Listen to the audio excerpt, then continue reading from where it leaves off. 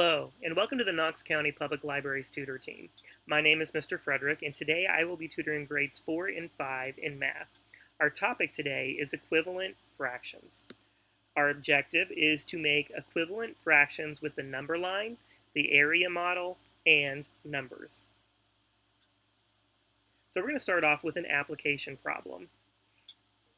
Now, note this application problem reviews division and partitioning as it relates to fractions. Also, it reviews replacing one fraction with another of the same value in anticipation of today's work with equivalent fractions. So let's look at our problem.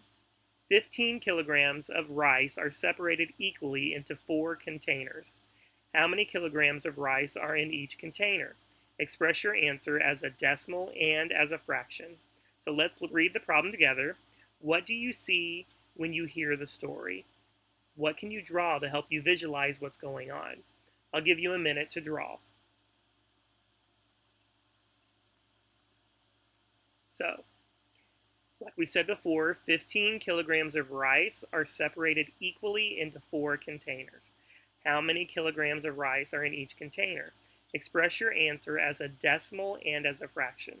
What's the total weight of the rice? 15 kilograms are being split equally into how many containers? How many did they say in the problem? 4. How is the weight? 15 kilograms. So the whole being is split into how many units? So, as you saw, we drew out a rectangle. We put 15 because that's how many units or kilograms of rice we have. We know it's going to be divided into 4 pieces. So you're going to take your, I would divide it in the middle and then divide it 2 more times to make 4 units. So we're going to have 4 equal pieces going into this rectangle that we made, which we drew down here. So to find one container or 1 unit, we have to, you can either measure it out, you can divide it in half and then divide it again. It's whatever works for you to make sure that you find equal pieces. Solve the problem on the whiteboard now. Write your answer in decimal form and as a whole number and a fraction. So we're going to take and we're going to divide 15 by 4. Now notice that they put 0.00. When you're dividing, you need to always line up your decimal point. So 4 goes into 15 how many times? 3 times, because 3 times 4 is 12. If we went 4, that would be 16, and it would be too big, so it doesn't work. So it's 3 times. 3 times 4 is 12, so we subtract, and we end up with 3. Now make sure you put that decimal point there, because we need to divide, or keep them lined up. So then I ended up with 3. Remember the next step, divide, multiply, subtract, bring down, so we bring our 0 down. How many times does 4 go into 30? 7 times. 7 times 4 is 28. I subtract, remember I got to keep those decimal points lined up, and I end up with 0.20. How many times does 4 go into 20? 5 times exactly, but I got to multiply to make sure, so 5 times 4 is 20, so 20 minus 20 equals 0. I'm done. So I end up with 3.75, also known as 3 75 hundredths. Now over here, we have 4 units equals 15. 1 unit is 15 divided by 4, which we already know now ends up being 3.75. We said that this is 75 hundredths, so we write it 3 75 over 100, but that can be reduced down. What number goes into 75 and 100 equally? Think about money. I know from money that it's going to be a quarter, so 25. 75 divided by 25 is going to be 3. 100 divided by 25 is going to be 4. So we end up with 3 3/4.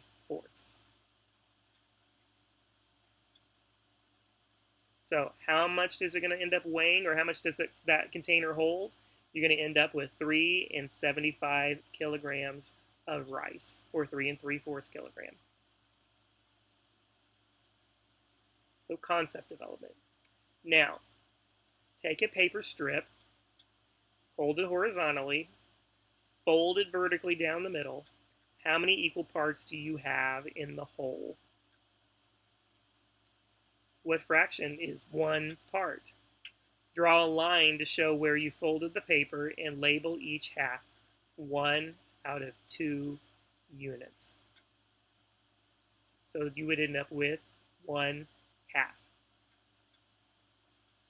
Let's look again. Make fractions equal to 1 half. Make additional paper strips that show thirds, fourths, and fifths.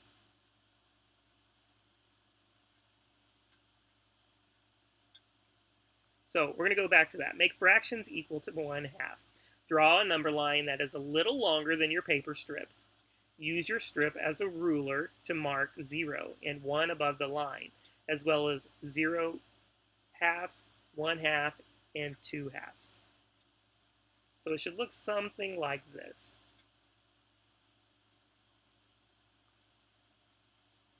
So sketch the square that is approximately 1 inch by 1 inch beneath your number line. This is representing the same one hole as the number line. For today, show half by vertically dividing the square. Shade 1 half on the left. You're going to draw another square to the right of that one, and you're going to shade it the same way to represent 1 half. So you've got your number line here from 0 to 1. You got 0 halves, 1 halves, and 2 halves, because remember, a number on the top and the bottom that is the same equals 1 whole. We learned that in a couple lessons ago.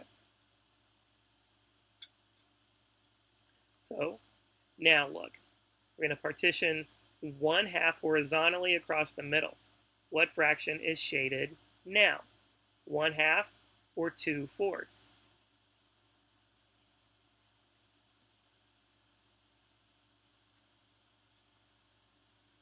One group of 2 out of 2 groups of 2. So 1 half equals 1 group of 2, 2 groups of 2. So we have 1 half times 2 over 2, and we get 2 fourths.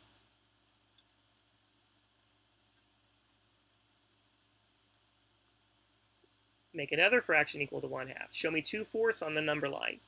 It's exactly the same value as 1 half. It is exactly the same point on the number line as well. Here is an example of 1 half on the left, and if I multiplied that by 2 over 2, I end up with 2 out of 4 here, but it's still half shaded in. So 2 fourths is equivalent to 1 half. Now, draw another congruent square. Now, congruent means same size, same shape, with half shaded in. This time, partition it horizontally into 2 or 3 equal units, so 2 lines. That's an example right here, next to the 1 half times the 2 fourths. You're going to take and divide that into 3 equal pieces with a line vertically down the middle. Now shade in the half of that rectangle, and you should get 3/6.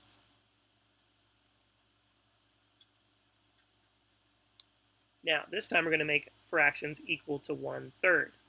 You're going to draw a new number line that is a little longer than your paper strip.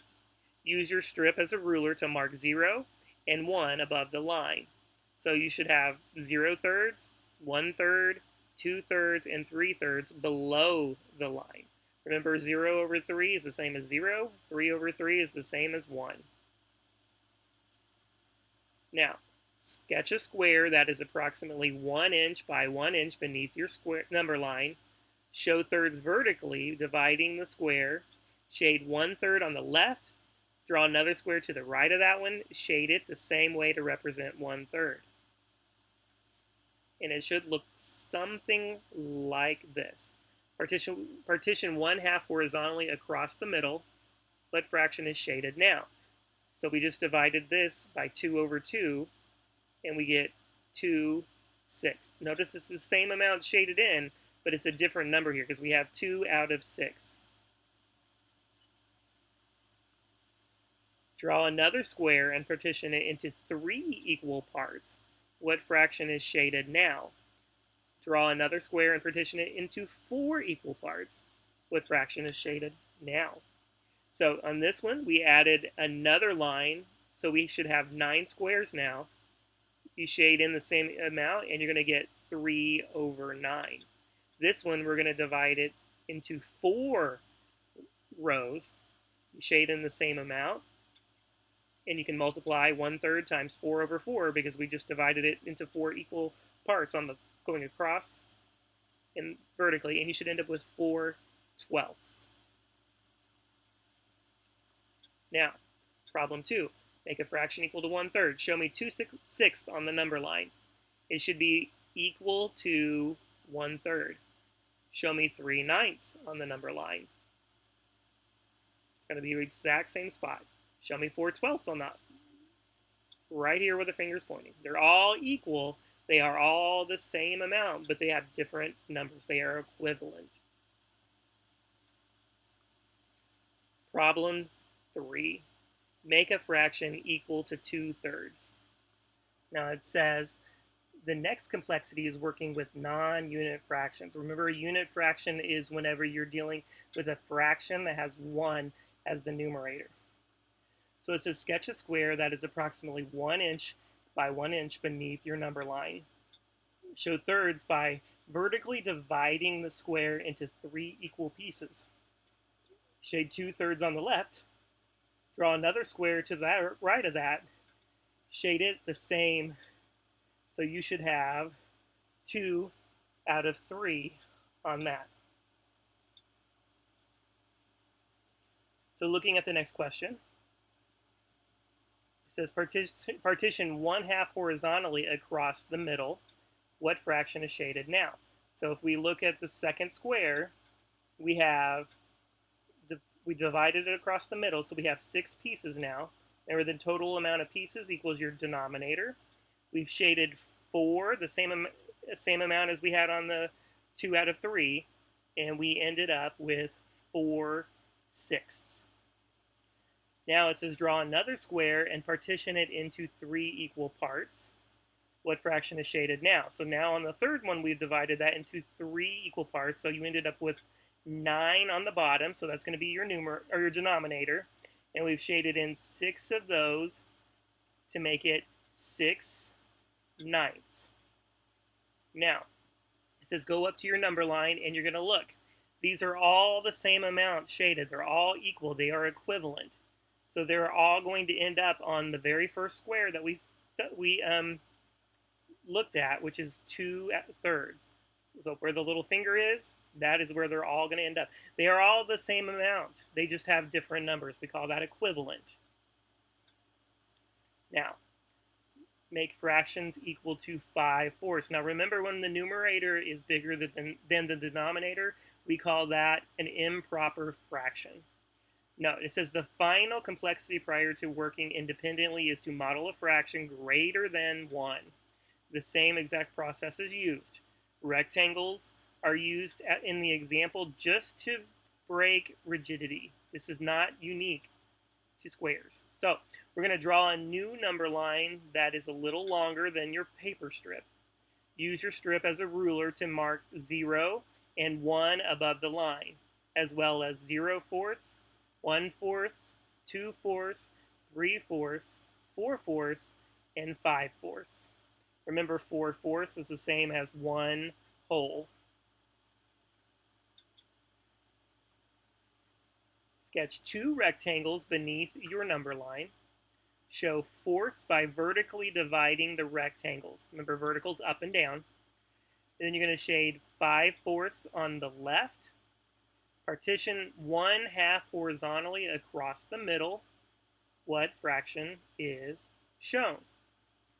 So we divided that into 8 equal pieces. Now, if we shade all those in, you're going to end up with 10/8. So show 10/8 on the number line, and you're going to end up right at the end where it says 5/4. They are equivalent because to find, you multiply it by 2 because we divided into 2 equal parts on the top and the bottom. 5/4 times 2, or is the same as, remember 2 over 2 is the same as 1. So 5 times 2 is 10, 4 times 2 is 8, so 5 fourths is equal to 10 eighths. Another thing you could do is you could multiply 5 fourths times 3 over 3. You would get 15 over 12. You could do it by 4 over 4. As long as your top and your bottom, your numerator and denominator, have the same number you're multiplying by, you're going to get an equivalent fraction. So if I did 5 fifths, 5 times 5 is 25, 4 times 5 is 20, so 25 twentieths would be an equivalent fraction. It's just another way to do it. So I hope this helps a little bit. Fractions, and especially equivalent fractions, can be a pretty tricky topic. If you like this video and want to watch it again, or want to watch other Tutor Team videos, you can go to YouTube and search for Knox County Public Library Tutor Team. Have a good rest of your day, and I hope you see us again.